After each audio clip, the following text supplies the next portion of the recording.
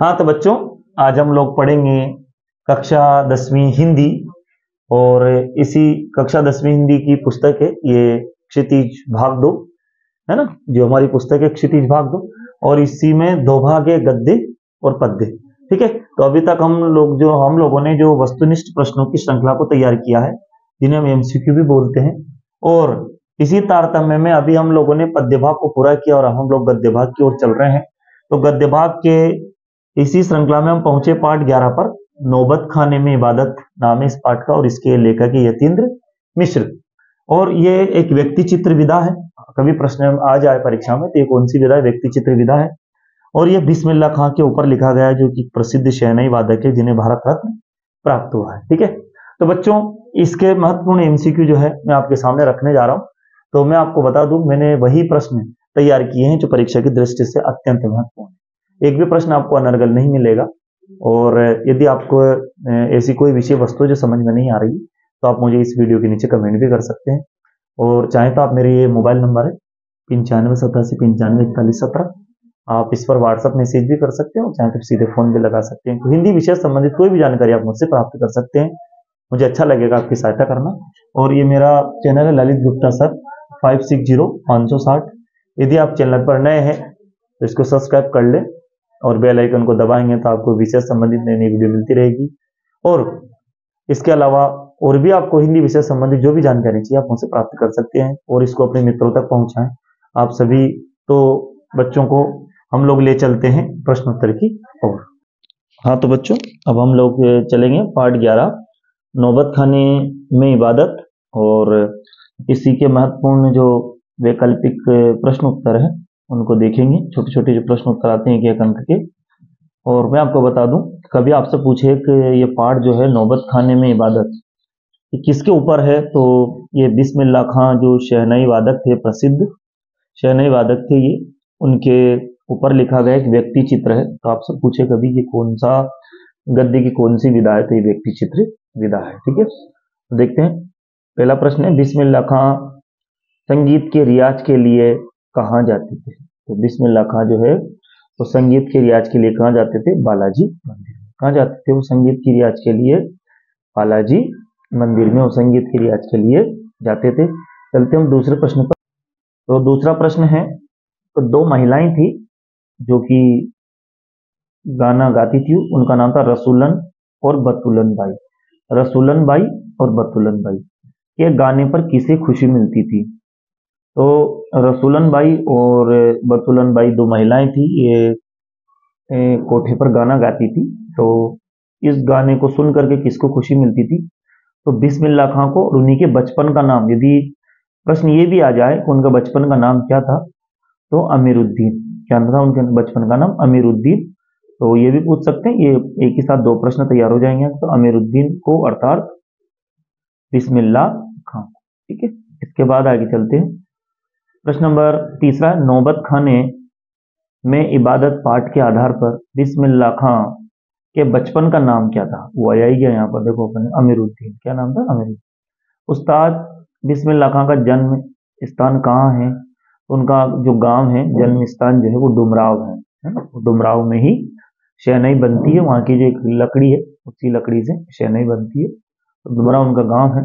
और अमीरुद्दीन यानी बिस्मिल्लाह खां जो है, उनके शहनाई गुरु कौन थे? जब बिस्मिल्लाह खां छोटे थे, जब से उन्होंने शहनाई को बजाना शुरू किया था, तो ये भारत रत्न प्राप्त व्यक्ति हैं। हमारे भारत में इन्हें भारत रत्न दिया गया है। तो इनके गुरु कौन थे? तो अली बख्श खां।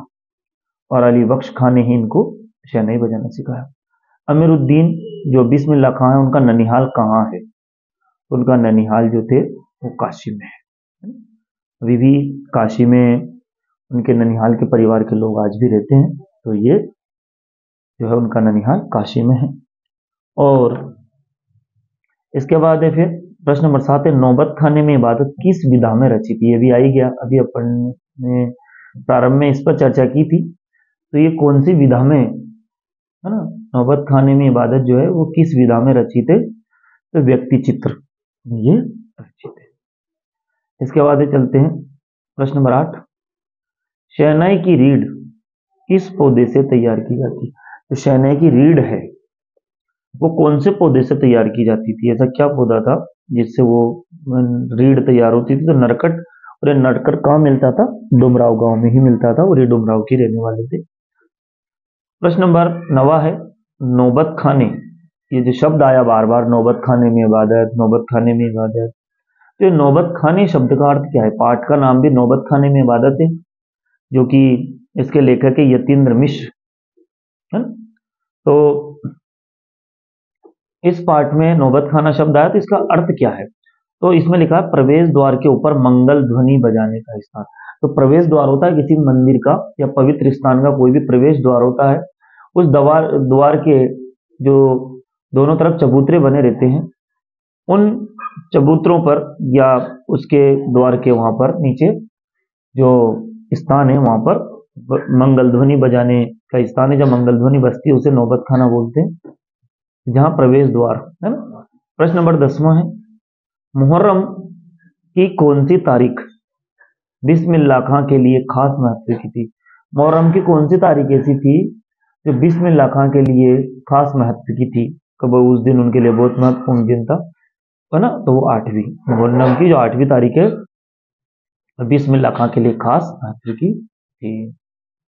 इसके बाद आगे चलते हैं।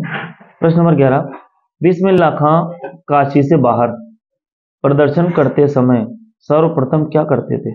जैसे वो काशी के बाहर प्रदर्शन करते, जैसे मान लो काशी में प्रदर्शन करते, तो हम सभी जानते हैं काशी में वो कहाँ बजाते थे। एक प्रश्न ये भी बन सकता है, वो बालाजी मंदिर में और काशी विश्वनाथ मंदिर में अपनी शहनाई बजाते थे।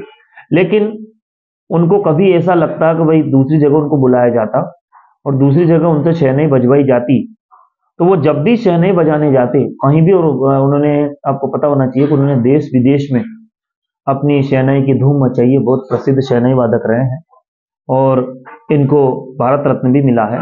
तो यदि इनको कहीं और जगह बुलाया जाता और ये शहनाई बजाते, तो क्या किस तरह से बजाते? वो काशी विश्वनाथ एवं बालाजी मंदिर की ओर मुख करके बजाते थे। मतलब उनको समर्पित था, इनका जो शहनाई वादन है पूरी तरह से भगवान काशी विश्वनाथ और भगवान बालाजी को समर्पित था। तो ये उनके मंदिर, भगवान बालाजी और भगवान काशी विश्वनाथ के मंदिर की ओर इनका मुख रहता, और ये जहां भी देश विदेश जहां भी शहनाई बजाते, बजाने से पहले इस बात का ध्यान रखते कि इनका जो मुख है वो काशी विश्वनाथ और बालाजी मंदिर की ओर रहे। बालाजी मंदिर काशी में किस घाट पर अवस्थित है या स्थित है ना? तो बालाजी मंदिर जो है काशी में किस घाट पर? तो पंचगंगा घाट पर है। ये बालाजी का मंदिर है वो है पंचगंगा घाट पर। और काशी विश्वनाथ मंदिर तो बहुत ही प्रसिद्ध मंदिर है जो काशी में है। बिस्मिल्लाह खां के खानदान का कोई भी सदस्य किस दिन शहनाई नहीं बजाता था? अब एक और इनका नियम था कि एक दिन ऐसा था पूरे साल में जिस दिन ये लोग शहनाई नहीं बजाते थे उसी दिन छोड़ते थे, बाकी सभी दिनों में, साल के वर्ष के सभी दिनों में ये शहनाई बजाते। तो कौन सा दिन था? वो मुहर्रम का दिन था। जिस दिन मुहर्रम होता था उस दिन ये शहनाई नहीं बजाते थे। प्रश्न नंबर 14वां है फूंक कर बजाए जाने वालों में, जो बजाने वाले वाद्यों में शाह की उपाधि, जो फूंक दे करके बजाते, जैसे बहुत सारे जो वाद्य यंत्र जिन्हें अपन फूंक दे करके बजाते हैं, जैसे बांसुरी है ना, या बीन है, इन्हें फूंक से बजाया जाता है। तो इनमें सबसे जो शाह की उपाधि है, अर्थात एक राजा की उपाधि, एक शाह की उपाधि जो दी वो शहनाई को दी। शहनाई जो है वो पूरे वाद्य यंत्रों में शहनाई है जो वो शाह है। प्रश्न नंबर 15 है बच्चों, शहनाई में कितने सुरों का समूह भरा रहता है? तो शहनाई में 7 सुरों का समूह भरा रहता है। कितने सुरों का? 7 सुरों का समूह जो है वो भरा रहता है। शहनाई में 7 सुरों का समूह बना रहता है, तो इसमें 7 सुर होते हैं। प्रश्न नंबर 16 है शहनाई को किसकी उपाधि दी गई? यही प्रश्न है, हमने अभी थोड़ा ऊपर भी पढ़ा था। तो सबसे पहले तो फूंक कर बजाए जाने वाले वाद्यों में शाह की उपाधि शहनाई को, और फिर ये प्रश्न थोड़ा सा अलग है, शहनाई को किसकी उपाधि दी गई है? तो सुशीर वाद्य जितने भी होते हैं, सुशीर वाद्य का मतलब फूंक कर बजाए जाने वाले वाद्य। तो आपको ये भी ध्यान रखना, कभी इसका अर्थ पूछ ले तो सुशीर वाद्य शब्द का मतलब क्या होता है? तो फूंक कर बजाते हैं। तो उसमें शाह की उपाधि जो दी गई है वो किसको दी गई है? तो वो शहनाई को दी गई है। चलते हम लोग 17वें प्रश्न की। ये जैसा मैंने कहा था आपको, प्रश्न नंबर 17वां भी उसी से मिलता जुलता है। भाई सुशील वाद्यों का अर्थ क्या है, अभी चर्चा चल रही थी 16वें प्रश्न में।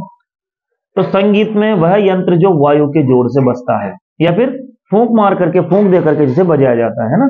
तो संगीत में वह यंत्र जो वायु के जोर से यानी फूंक से बजता है, वही सुशील वाद्य होता है। आगे देखते हैं।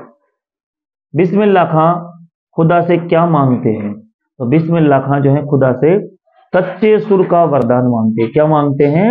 सहे ईश्वर, मेरी जो वाणी है उसमें जो सुर है वो सच्चा सुर आप प्रदान करो। तो ये सच्चे सुर का वरदान जो है वो मांगते हैं।